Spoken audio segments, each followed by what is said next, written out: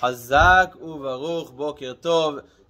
The walls of the Sukkah, the dfanot, as we say yesterday, can be made out of anything, even if it can receive tumah, as long as it stands in regular wind. But the Secach, which is the main part of the Sukkah named by the Secach, by the roof of the Sukkah, that have three conditions for it to be kasher. If one of them is not applied, the Sukkah is completely non-kosher. One of them, first one, is need to be made out of plant. Gidulo min haaretz.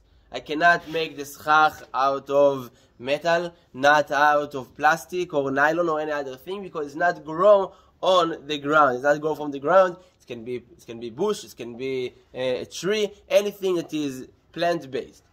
Second thing is, even though it came from the ground, it's a tree, but it needs to be cut from the ground.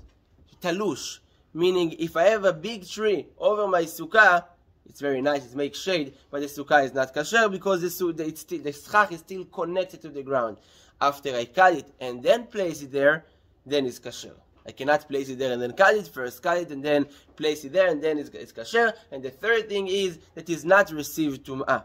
We have certain things that even though it's gidulo min haaretz, it's plant-based material, and it's not connected to the ground, still is not kasher. And why? Because it's become a kli.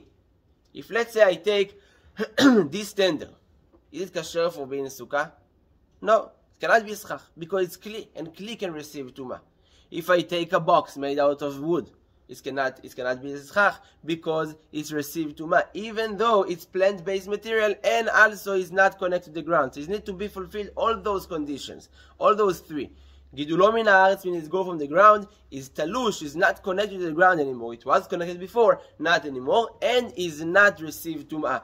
Any regular wood is not received tumah.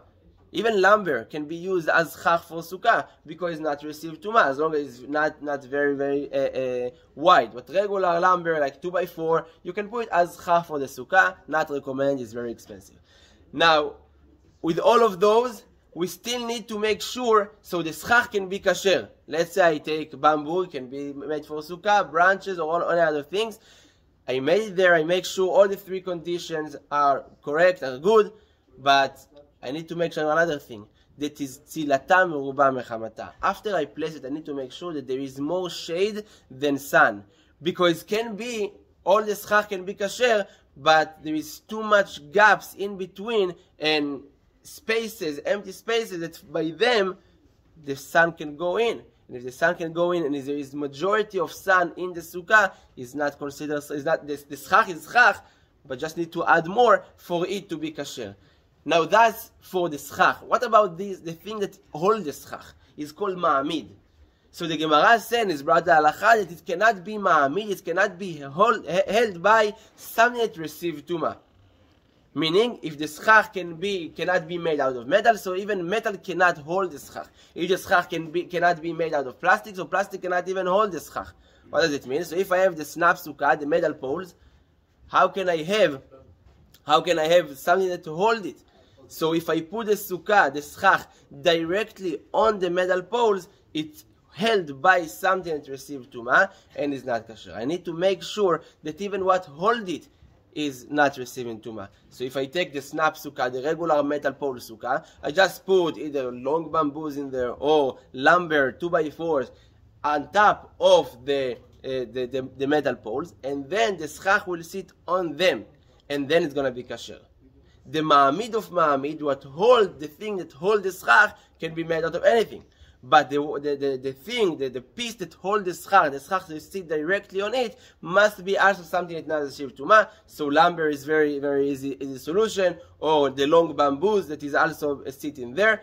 Now what about the last thing? What about zip ties? Can I tie the Secach with zip ties or no? Yair say no, Yosef say yes, and both is right. Why? It depends. If the Secach by itself can stand very good, and a little bit of wind not gonna move it, so I can make it stronger by zip ties. But if the only thing that holds it right now is the zip tie, because the Secach is very, very light, if I have like very light branches, and without the zip tie, a little bit of wind gonna move the Secach, so what holds the Secach right now? The zip ties, and it's the shiv tumah. It's plastic. Therefore, I cannot make it. So what I can do, if I wanted to make it be stronger, I can take like linen rope or cotton rope that is not received to my plant-based material, and I tie the Secach in some places. Now it can stand. Technically, it can stand like this, and I want to make it stronger, that even if there is wind in Sukkot, it's not going to move, I can add zip ties to make it stronger. Baruch Adonai Olam.